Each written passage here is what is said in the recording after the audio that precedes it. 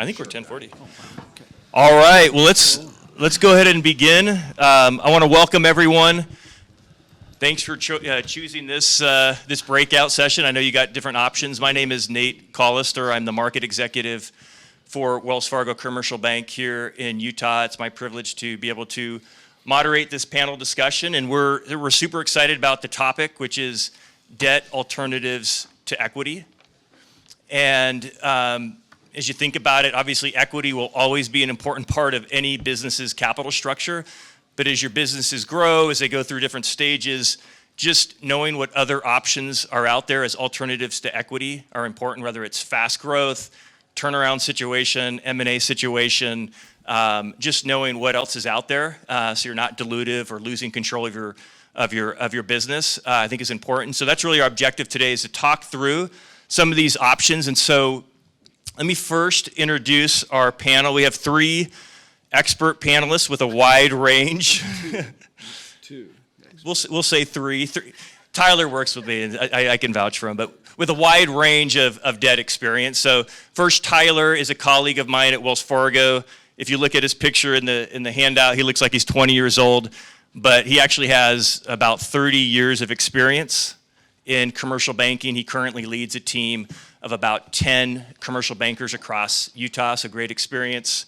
And then Matt Hoffman is a vice president at Decathlon Capital, which specializes in providing revenue-based funding solutions to fast-growing businesses, and I'm sure he'll provide a lot more detail beyond that and what that means.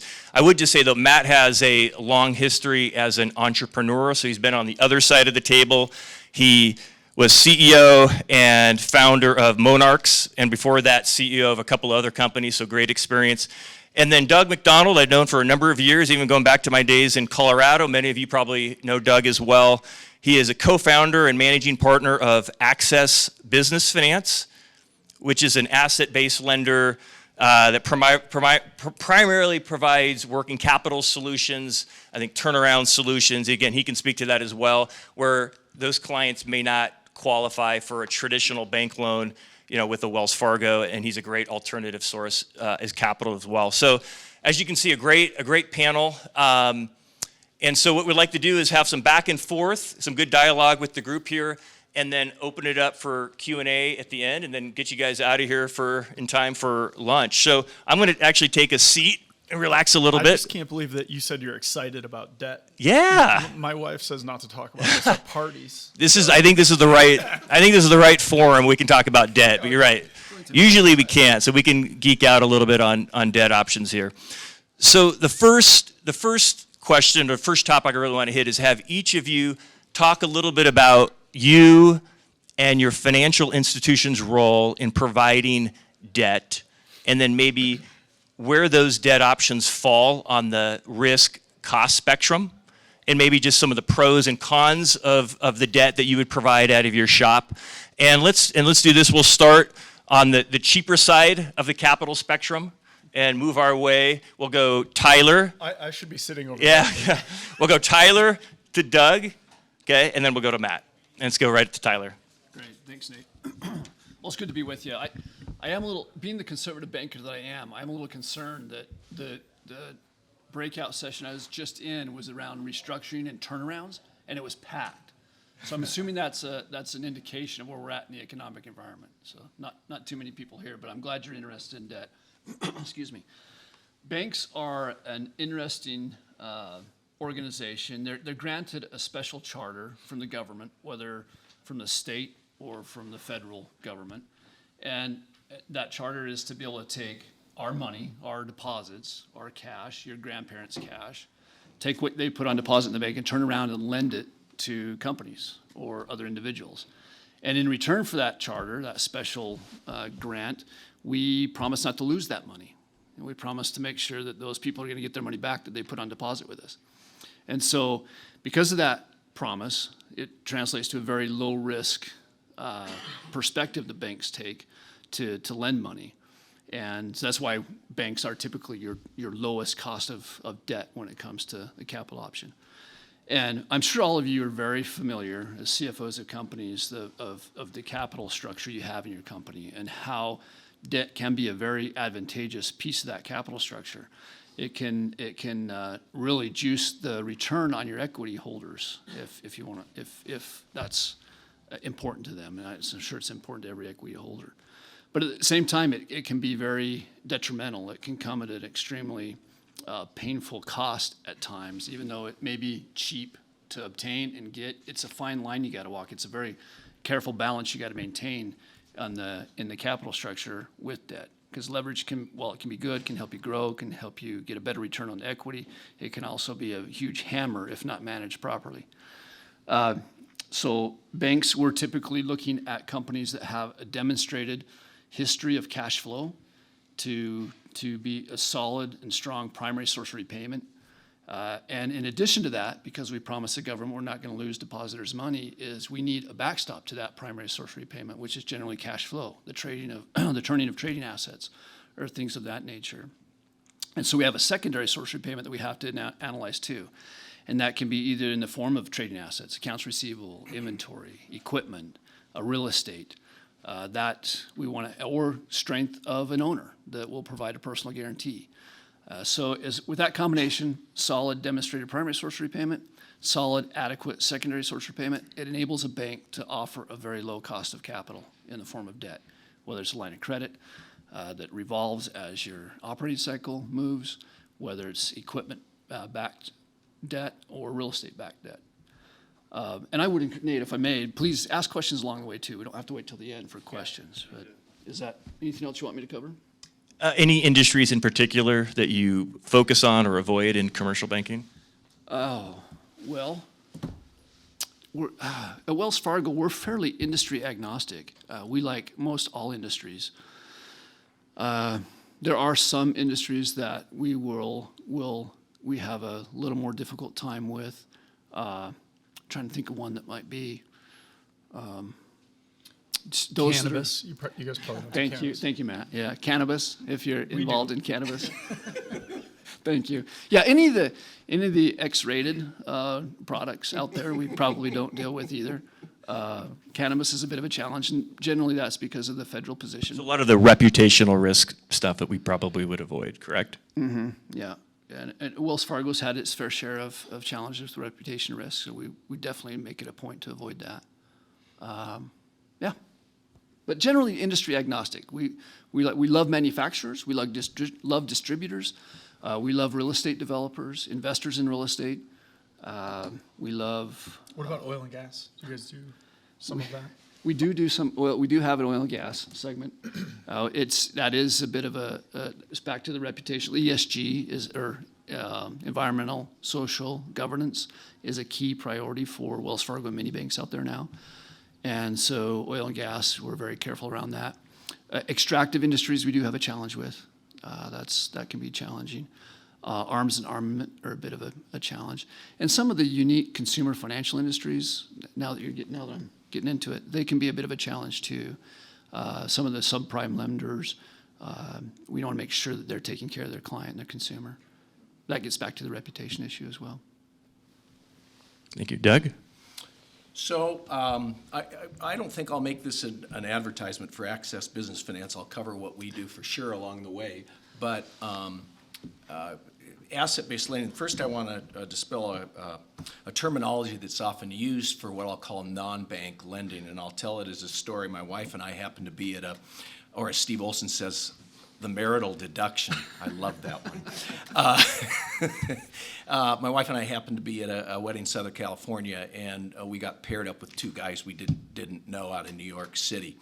And I happened to be standing on the tee box teeing off, and the other guy in our foursome looks at my wife and says, "So what does your husband do for a living?" Because they'd already covered what she did for a living. "What does your husband do for a living?" And she just blurts out, "Well, he's a hard money lender." And I immediately shanked the ball out to the right and corrected her very quickly that the world of non-bank lending is not what we used to know as hard money lending. It's still used a little bit in the real estate space. But essentially, if a borrower doesn't qualify for bank financing either for enough money or any money at all, there's a world called asset-based lending. and Matt's going to talk about his world also, which isn't asset-based lending. Well, maybe it has some semblance of that. But we're in the world of asset-based lending, and that's essentially senior secured lending based on the assets of the company. And in asset-based lending, which is non-bank, it's all about the collateral and the story. And I should also add, there is an asset-based lending component in almost every bank, and certainly every large bank. Wells Fargo has one of the top asset-based lending divisions in the country, and many banks do have that. So there are bankable asset-based borrowers in commercial banks. But we take the ones that aren't bankable. And so there's a number of categories of lenders. And I'm going to go through this very quickly. I really hate this clock here that tells us how much time we have. But I think it's important to cover the spectrum for all of you. I talked about banks. Then there's large, publicly traded, and they're not necessarily publicly traded, but there's large asset-based lenders that are not banks that are usually owned by publicly traded business development companies. And these are publicly traded funds that happen to own very large companies that provide very large asset-based lines of credit. And when I shouldn't say very large, but they might start at 5 or 10 million in credit facilities and go up into the hundreds of millions of dollars. So that's one category. Then the next category is where Access sits, which is privately held asset-based lenders. And there's a number of us all across the country that are privately held asset-based lenders. I would venture to say that price-wise, both the publicly traded asset-based lenders and the private ones like Access Business Finance are priced very similarly. So those are the two categories of asset-based lenders, or three: banks, publicly traded, privately held. For the privately held ones, we don't go to the size of the publicly traded. For example, our top end is $20 million of credit facility. Who do asset-based lenders finance then that aren't banks? I call it the barbell approach. We have two categories that we in the asset-based lending world finance. On one side, you have high growth. So there may be a bunch of CFOs in this room that represent high growth companies. Maybe you're equity sponsored, institutional, or maybe it's independent sponsors, but you're growing, you're losing money, and you go to Wells Fargo or any other bank and they say, no, we need a track record of earnings. That's where you come to a non-bank asset-based lender. So it's high growth stories.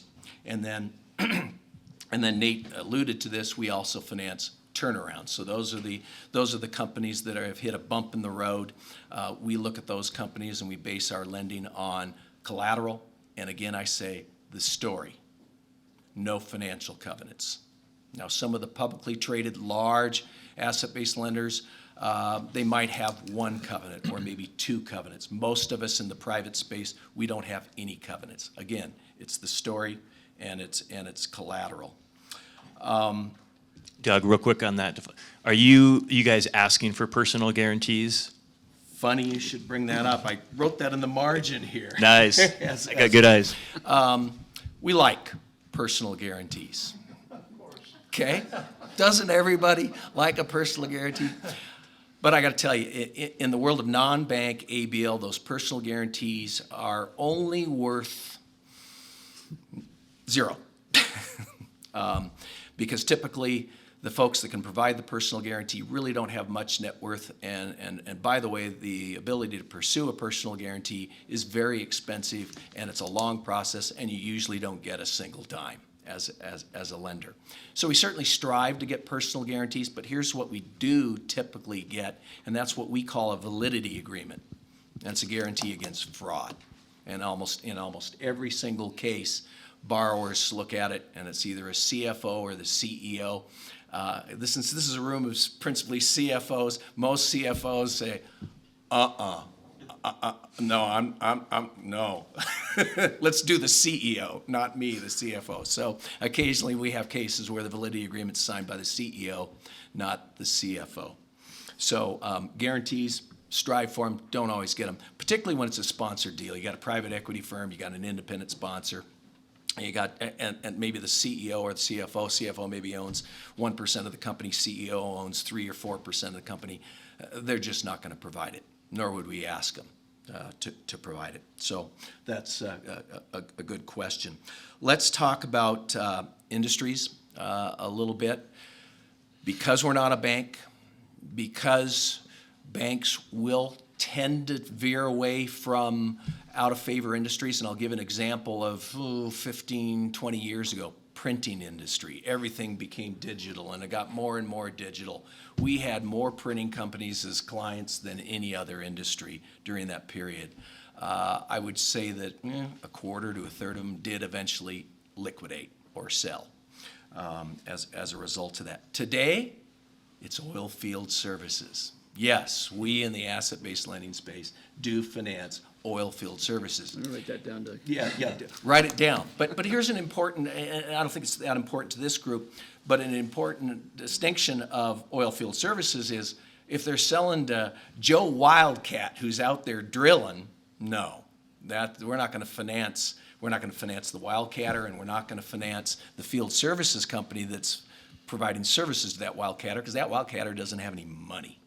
So it depends on what you're doing for field services. You know, if they're selling to Schlumberger or Noble Energy, et cetera, then it's a very viable deal. And then we also have, unfortunately, in the banking world, we have this political risk of out-of-favor industries because it's not politically favorable today, and oil gas, unfortunately, is in that category. I won't get into my opinions on that. So let me just go through my notes here. I talked about no covenants. Now, let me talk about one other category of asset-based lending, and then I'll shut up, and that is factoring.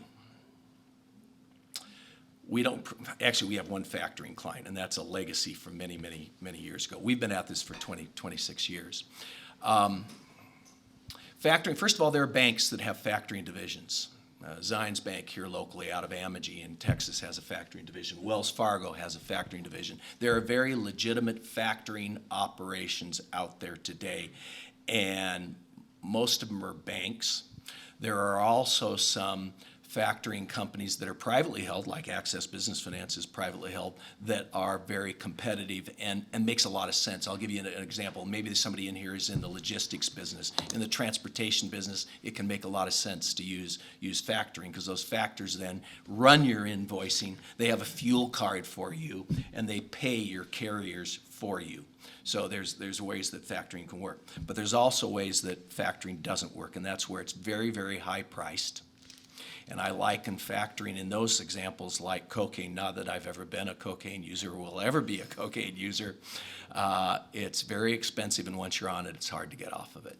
So that's another avenue that's available out there. But I want to be clear, there are very good factoring companies out there, both within banks and privately held, that serve a purpose out there. So I just want to be sure I covered the full gamut of what's asset-based lending, and the key is there's assets. So it's always senior secured, and these are revolving facilities typically, also equipment lending. Thank you. I'll shut up. Matt, what is revenue-based financing? So how many people out here in the crowd have heard of revenue-based financing at all? Okay. And how many of you guys have used it in the past? That's usually what we find. It's relatively new. Not a lot of CEOs. CFOs, we find, know more about it than CEOs do. Revenue-based financing is a new type of debt that really the only difference between other types of debt is around how you calculate what you pay each month, or depending on how the term of the debt is set up, and that's as a percentage of revenue. The world right now is split into two very different camps in RBF. The first is a short-term tool that's used primarily in things like e-commerce and other company types that are looking for a short-term loan that's 6, 12, 18 months, and they're borrowing dollars, and then they're agreeing to pay a percentage of the revenue they generate after they borrow. Those percentages range wildly, but they can move between 10 or 12%. I've seen as high as 40%. Depending on how much you borrow and how much revenue you're generating. The percentages that you're paying are hard to calculate because they often are calculated by month. And then the terms of the loans are important. They may say, oh, it's only 10 or 15%, but the loan's only 6 months long. That industry's really popped up. I don't know if you guys have heard of Lighter Capital or Clearco or Shopify's doing it, Amazon's doing it. Those are short-term funding solutions for product-based companies. That tends to be mostly what people have heard about because they're marketing really aggressively. And you're probably getting inbound emails from people like that. That has certainly a function in the market and serves a purpose, but isn't really what we do. There's another segment of RBF that's larger, more long-term relationships, and I can explain how those work in relation to the shorter-term borrowing. But that's what RBF is split into, those two big segments. So we're different, meaning the way our loan product is designed is nothing like the short-term folks. So we spend a lot of time with CEOs and CFOs immediately talking about that, saying, hey, look, there's two different things out there. If you guys want to learn more about those short-term options, they're not terrible in every case. They tend to be kind of punitive because the percentages of revenue they're pulling out of your account are very high, and that affects near-term cash flow in almost every case. So you're sort of stealing from Peter to pay Paul. You're borrowing $500,000, $1 million, and then you're turning around and paying out 20% of what's coming through your merchant account or your bank account. And that can be pretty punitive short-term for companies. So what we do is different. It's a growth capital option. So the reason that I got interested in this was as an operator, as a CEO, I sold a lot of equity over the years. And I also borrowed money from all different kinds of people in the form of debt. Silicon Valley Bank, Cerberus in the private equity world, large amounts, small amounts, and was learning more about debt as a CEO when I heard about this product. And I just thought it was an interesting niche in terms of the capital stack.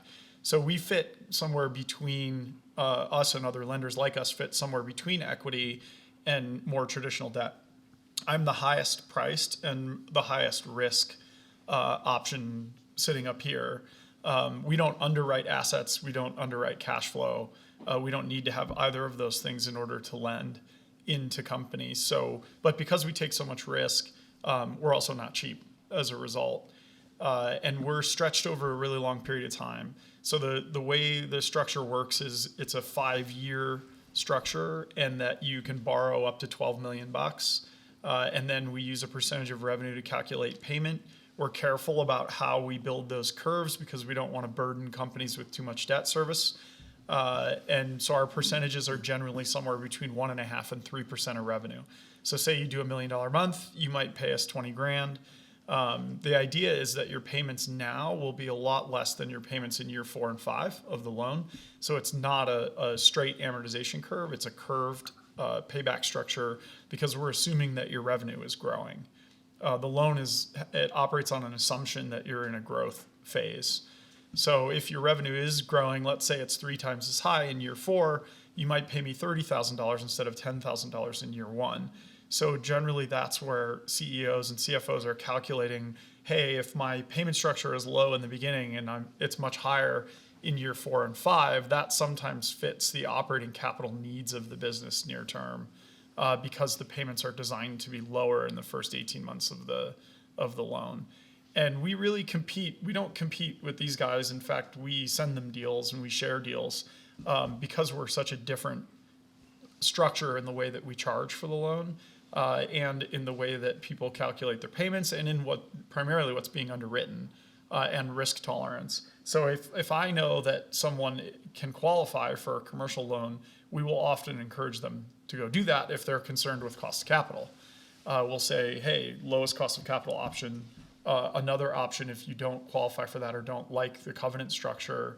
And then we're sort of a third option that tends to be higher priced, but we come with no covenants, no warrants at all, so I don't take any equity, and we don't have personal guarantees. So we're about as lightweight as you can get from a governance structure, which is what I was attracted to as an entrepreneur. I was like, oh, that's interesting and unusual in debt to have no financial covenants, no warrants, and no PG. We kind of smell like equity, but you still have to service it. It's a debt note. And we are a senior lender, so we still, have a lien and act like a senior lender. But we really compete with equity. So if it's a spectrum, it's sort of lower priced. You have to have higher levels of qualification. I would argue maybe you're somewhere in the middle, but it's asset based. And then we're sort of on the other end of that spectrum toward equity. So we're always, generally the way we talk about it is RBF is cheaper than equity, but more expensive than other traditional kinds of debt. One follow-up question: as you underwrite to the revenue, are there characteristics of that revenue that, like, are they contract-based, recurring revenue? What do you look for in a business with the revenue to get comfortable to underwrite to that? So size is probably the first thing, because our fund is so large that we will only lend $1 million on the low end. So we need about $5 million in trailing 12 months revenue to even be interested. So for commercial banking, that would be extremely small. We play in that world up to like 80 or 100 million. And then really, there's a spectrum of what we look for in the quality of revenue. Everybody seems to be in love with recurring revenue businesses. I don't share that sentiment, but SaaS, will come in earlier and lend cheaper. Consumer products, we tend to want higher revenue amounts than we otherwise would, because there's more volatility there. It depends on what kind of company you are. But in terms of like what kind of companies we'll deal with, we're sort of the opposite of other lenders in that we don't really have specific business segments. We play very well in places where venture won't touch. So the last group of people up here talking about equity investments, that's great for like 2% of the companies in America that have venture growth prospects and can, return $1 billion at the end of the day. We tend to be more attractive to people that are family owned, closely held, not venture. If I listed out the deals I've done this year, they're all over the board. I've done a drone deal. I've done in consumer products. I'm doing a non-alcoholic gin. Where we do cannabis, we do alcohol, we do anything other than oil and gas, real estate, and hospitality. Those are places we don't really play because we can't be competitive in some of those segments. Is there a question? Yeah, I don't want to hurry you down. Yep. Are there other metrics that you look at in deciding whether or not you're going to do a deal, like certain operating margins and so forth? Yeah, we like to see gross margins of 40% or better, because you have to be able to service the debt. We won't do deals with companies that are venture-ish, i.e. burning $500,000 a month. We can't be reliant on you raising a round to pay us off. But we also don't need you to be cash flow positive. We like there to be some, I would call it CEO consciousness of cash flow positivity, right? Like we talk to these CEOs, and if they're like, we're going to burn, that is not, I had to retrain my venture brain, I used to be a venture person, and on that world, it's like, go, grow as fast as you can. This is the opposite. It's like, well, are you going to be cash flow positive next year? What are the assumptions that are going to get you there? How plausible are those assumptions? So it's really gross margin, respect for burn, and that's basically it. If there are big obvious things that turn us off, it's that you already have a bunch of senior debt, and we can't put more in. That's pretty much it. Very helpful. One other question, and this one we actually prepared for, but I got asked this question in the hallway, so I think it's a good one maybe to explore just a little bit, to spend time on the situation where you have a company that has assets, but maybe they don't have enough tangible assets to qualify for ABL or traditional debt, but they want to buy a business. There's a share repurchase. There's some component of additional debt they need beyond the tangible assets. It doesn't qualify for a revenue-based loan. What options would exist for a company like that? Doug, let's start with you. So not much available in assets. So I'll touch on, first of all, there's a lot of money out there. Can I ask a quick question? Assets, you mean tangible assets or IP or patents or? Great question. Anything that we technically take as collateral, which some banks, you're right, will take IP as collateral. So let's say there's just not enough collateral. So you're looking at a cash flow deal, and let's say there's good recurring cash flow, just not enough collateral to satisfy maybe a traditional bank or even an ABL lender. A stretch piece, as some people refer to it. I've been doing this for a long time. We used to call this an air ball, and some of you in this room probably know what an air ball is. First of all, there's a lot of money out there, and it's chasing deals. Now, a shift in the economy, if you don't believe what Steve Olson said today relative to, we're going to have a minor recession. That's his view. And by the way, I'm in his camp. I think it's going to be a minor recession, but that's a whole nother story. But there's plenty of money out there chasing deals. The problem is it big enough? Because there is so much money, people don't want to write checks, and I'm talking about mezz debt, I'm talking about acquisition debt, I'm talking about unitranche lenders, and I may be throwing terms at all of you that you haven't heard before, but you can Google it and you'll find out what it's all about. But there's a lot of money chasing deals, and sometimes I look at it because they eventually come to us and say, we need an asset-based revolver in here now, and I look at the amount of term debt that's in there for the acquisition, and we're coming in with an ABL line of credit for $5 million, and there's $40 million of term debt for the acquisition, and it isn't penciling. So my point is, if you look, you'll find money, but it's got to be big enough. The other thing is, and you already mentioned SaaS, there's more and more SaaS lenders, and some of these SaaS lenders will take 12 years worth of projected revenues because of contracts signed for the software, and they'll fund 12 months worth of that revenue. I think personally it's a recipe for disaster for those lenders, but it exists. So if you have a SaaS model, and SaaS companies never fail. That's what I heard. That's why they're valued. Well, it's so back high. to the old build it and they will come, Yeah. right? And I forget the Field of Dreams. Anyway, but it does exist out there, and SaaS financing does exist for smaller transactions. So that's one category that smaller transactions will work. So you guys will have more to add to this. Yeah, so that's I'll great. stop. Tyler, anything you want to add from Sure. a commercial banking perspective? that Yes, you and see? I think Doug hit on the head. It's got to be of size to me, because usually when you're asking a bank to look at something where there's not enough secondary source repayment or collateral, you're reliant on the enterprise value, and that enterprise has got to be able to demonstrate its longevity, that it's a going concern, and then that cash flow that has generated over the past will continue into the future, such that that enterprise can service the debt in a certain amount of time. And in those types of situations, if you can establish a quality enterprise value, then there are times where you can take a senior lender and join it with a junior lender and come together with a structure that can be on top of the equity in the capital structure, and make that acquisition or get that finance that growth that needs to be in place. But it's tricky, because commercial banks look at net income, net of cash flow and taxes, EBITDA. I'm sure you all have heard of EBITDA before. And that EBITDA, from a senior lender's perspective, can only be leveraged to a certain extent from a senior perspective. So that is that airball that Doug mentioned that needs to be captured with some other lender that's willing to take on Stretch piece. the stretch piece. Excuse me, stretch piece is better. I like that. If you can find a lender that's comfortable with that additional risk, it's going to be more expensive. But a lot of times the senior and junior lender can come together to stay in the debt realm of capital without having to go look for equity. But it's difficult, and it's got to be of size generally.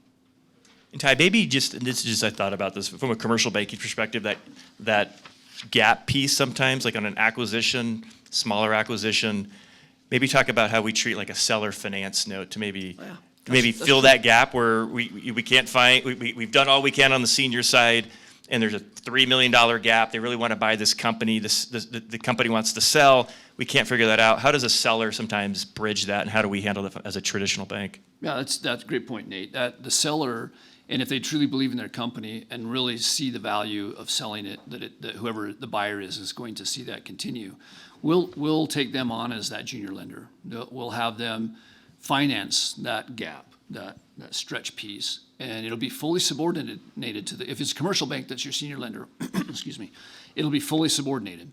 Maybe payments will be permitted. Maybe interest payments will be permitted on that. Maybe not. But as long as it's fully subordinated, a commercial bank can generally count that as quasi-equity and actually bolsters the strength of the balance sheet of the company in that type of scenario. Perfect.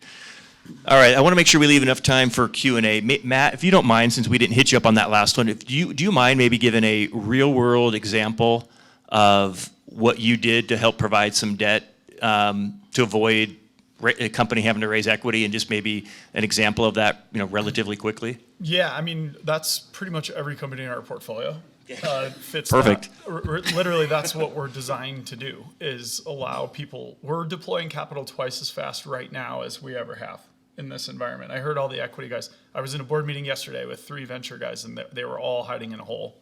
They were all like, yeah, we're not deploying capital. We're doing all these insider rounds. And the group that was just here was saying the same thing. We're the opposite. We're deploying into the best deals we ever have, twice as fast as we ever have, because nobody wants to raise equity rounds right now because valuations are crappy and the investors aren't getting off the bench easily. So, a great example was about 6 months ago, we did a deal with a company here in Salt Lake City that is growing really quickly, has great venture backing, has interest from lots of equity investors, was toying around with raising $40 million in equity, and decided to take 3 from us instead, because he calculated that would buy him 18 months of increasing top line and enterprise value. And he's like, why would I do a round right now? Like, I'll just wait and I'll be, 1.6 times the top line number I am right now, according to my projections. And therefore, when I do go out to do my $40 million round, the economics are going to make more sense. That's it. That's basically the calculation that almost all of the CEOs that work with us are making, is they're either augmenting around, they're raising 10 and taking 3 from us and only 7 from equity to reduce their dilution, or they're just kicking the can on their raise. Which, if I may, Matt, Utah tends to have a trend to do that. I mean, we got a lot of bootstrapped companies in the state, and I think it's for that very reason. They see the value, they believe in the value. The longer they can delay diluting that value, the better off they're going to be. You could also argue the entrepreneurs are insane about the valuations they think they're going to get, which I think is sort of hilarious. It's that both of those things can coexist, But I mean, almost every deal, any deal that we do fits that criteria. Perfect fit. Yeah. Excellent. Well, let's open it up to questions from you guys for the panel. Hey, you guys were good. No questions. Yeah. It's just debt's boring. Yeah. Andrew, go ahead, Andrew. I come from the debt side. I'm also with Access. But I heard something interesting in our last term sheets, if you were in this room, for the capital track. Equity versus debt term sheets. I learned that there is a no shop clause once a term sheet is signed on the equity side. Which no one pays attention to. Having done dozens of them, you're always shopping them quietly. I mean, that's just the way it works. So it's like baloney? VCs are calling you, or you're out at a bar, and they're like, what's going on? And you say, well, I have 2 term sheets, and they say, oh, I mean, me about that. is that violating a no? Those clauses are ridiculous, in my opinion. Okay. In private equity, they make a lot more sense. So not something that exists on the debt side. We have one you can get out of if you send us an email and in 5 days. So it's functionally useless, right? And what about typical terms of your deals? I think you mentioned 5 years, Matt. Is there a large prepaid penalty if other capital becomes available? No, the way ours are structured is we use a multiple to calculate our return at any point in time. So the multiple changes from like 1.25 on the low end, and then we'll go up to 2x what you borrow over time. So what we do is we give CFOs what's called a schedule, which is essentially just an Excel spreadsheet. So you can calculate IRRs and figure all that out, but we're trying to stay at a certain IRR range over time. And so if you buy me out early, you might pay me 1.2 or 1.3 or 1.4, depending on where along that 5-year period you buy me out. If you carry it to term, it'll be a 2x unless you're borrowing a lot of money from us, in which case it's more like a 1.6. So it sort of slides around. The riskier deals, 2x is the most expensive deals that we do. And that is just over time. So it's not a penalty to buy us out. It's a known cost of capital. One of RBF's big goals is to make cost of capital known at all times. Because I don't know how many of you guys have ever borrowed money when there's warrant coverage. It's like, well, what are your shares going to be worth 3 or 4 or 5 years from now? Because you have to calculate that into what the cost of your loan is, right? These are the things that I struggled with as a CEO. And then the higher up the borrowing ladder you get into private equity type lending, it gets really complex. There's PICs and fees, and we had to pay for business class travel in one of the notes that we took, right? That was 20 grand a board meeting. Like how do you figure that in, right, to cost of capital? Like that complexity is, I think, one of the downsides of some debt structures. We really strive to make it as simple as possible. Now, every one of you would look at our sheet and complain that we're expensive. Every single person in here would do that. And that's part of the conversation around having no covenants and no warrants. And, with commercial, you get a much simpler and lower cost loan with also a known cost of capital. But you have to have all these things in order to qualify for that, right? So debt is just this game of playing, like, what can I get? And what about my company will let me access the lower cost of capital?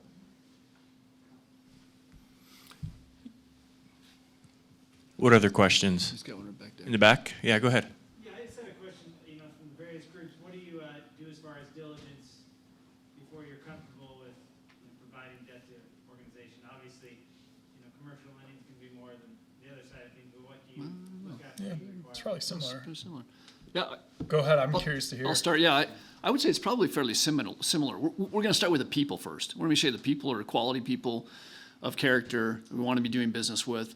We're going to look at the credit capability of the company. Commercial bank's going to look at the history of that cash flow that company has generated.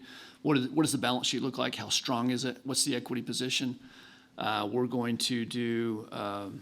And then we're going to look at what's the need? Why the need? What's the purpose of the loan? Is it to finance the operating cycle, just backed by trading assets? Is it to buy a new piece of equipment for manufacturing? Is it to build a multifamily apartment unit? But I think that we'll also look at the value of I mentioned the secondary source repayment, the collateral. We'll look at the value of that. We'll test that. We'll typically have third parties go in and, excuse me, value the equipment, value the real estate. Sometimes we'll even have value the inventory. So we'll go pretty deep and broad from a due diligence standpoint. But then you do cash flow balance sheet. You look at financial statements and you'll do all that as well. We'll analyze the P&L. We'll analyze the balance sheet. We'll look at the ratios. We'll make sure the leverage isn't too much for the company. Do you guys go as far as pipeline and? We will, yeah, especially in those companies that are dependent on a backlog that's going to generate it. We'll definitely dive into that. We'll look at the history of purchase orders as well on just your basic retailers or manufacturing companies. And that's something we've seen recently that is a little bit concerning is purchases. I think, Doug, you mentioned earlier this morning that AR collections have maybe slowed a little bit. We're seeing purchasing orders slowing significantly across the customer base, which we can interpret that in many different ways. And I'd say in asset-based lending, it always starts with the collateral. That's where the conversation starts, is there collateral? And then if there's collateral, it's old school. It's the story. It's the management. It's where are they going? And a borrower may throw 3 years of projections. And by the way, if you're pursuing asset-based lending, stick to 1 year. Anything beyond 1 year, there's so many variables that occur, and we've been doing this 26 years. There's so many variables that occur. 1 year is all we need, if we get projections at all, because so much of it is based on first the collateral and then the story. By the way, I wanted to add one additional thing for this group, and it's something we always talk to people who are trying to weigh raising equity versus debt. And we always ask the CEO the question, where do you really think realistically growth is going? And you mentioned bootstrapping here in Utah. And too many entrepreneurs who have a really good growth model try to bootstrap and take on debt, and it restricts their growth. And so we always say, do you want to own 100% of a company doing $10 million a year? I can't do the math in my head. Or do you want to own 25% of a company doing $200 million a year? So they really have to go through that analysis of it. And we always advise entrepreneurs, you got to think through this. You may be better off even though the valuations may not be as high as you want, you may be better off raising equity than debt. And then, of course, there's the combination of debt and equity. So that's just some advice for. But the thing about what you're saying to me as a CEO that was always something that I overlooked when I was younger and learned the hard way when I was older was that equity, you're getting married. Debt, we're on a date. And you can buy me out anytime you want and I disappear. But equity, you have to be aligned with whether you're trying to get to 200 or you're trying to stay at 10, right? And that asymmetry between the entrepreneur and the equity investor is behind almost every problem I see in the venture world when they get mad at each other. Is the equity person wants big upside and they want a big return and they're willing to take a ton of risk. And we're not. As debt lenders, we can't take that much risk because we don't have any upside. And as long as you're aligned with your equity investors, great. Like I've always been aligned with mine about what we're trying to do. But debt kind of has that freedom of you can do what you want, Absolutely. with the dollars, according to the rules of how we lend. But does that make sense to everyone about expectations? That was important as a CEO for me. Totally valid point. You gotta love who you're getting married to. Yeah, you can't really buy them out. It's really hard to get rid of equity investors. It's really easy to get rid of us, right? Yeah. You should still like your banker, though. It's a good relationship to maintain and keep solid. Maybe one last question, and we can go grab lunch. How long is your due diligence taken? On the commercial bank side, it can be as quickly as a couple weeks to a month to a year. It just depends on the company, the industry, how established the reporting structure is of the business. Yeah, that's the big thing. that's They the- don't have anything that you need. Yeah, a lot of times we're getting in there and helping them find people to help them put together the infrastructure they need to get us the information we need. We're 4 weeks. We can get a deal done in 4 weeks. Done or diligence? After term sheet. So we need to get to know them a little bit, during the process of getting to know the business. But as soon as we sign a term sheet, the diligence will be 4 weeks. It's never as fast as we'd like it to be. Yeah. Agreed. Doug, what about ABL? Everybody's in a hurry in our space. Yeah, they need it now. Well, it's funny. Everybody's in a hurry until you try to close the deal, and then they're off on vacation many times. I love the ones that want to close by December 31st, and we call them on December 23rd to get the last few things done. And we hear, oh no, he's in Europe, or he or she is in Europe, and they won't be back till January 3rd. Oh, wait, we had to close. Underwriting for a term sheet, days. Again, everybody's in a hurry, and competition's fierce. And then to close, similar to Matt, 4 to 5 weeks. We always say 5 weeks just to be conservative. Yeah, once you're through the due diligence and approved, usually getting to close is pretty quick. All right, well, I think it's, we're a little past 11:30. I think it's lunchtime. If you have questions for the panel and you want to hit them up afterwards, please do, but appreciate your participation, and thank you to our panel for their great answers and comments. Thank you. Thanks, Dave. Thanks, guys. Thanks, Joe.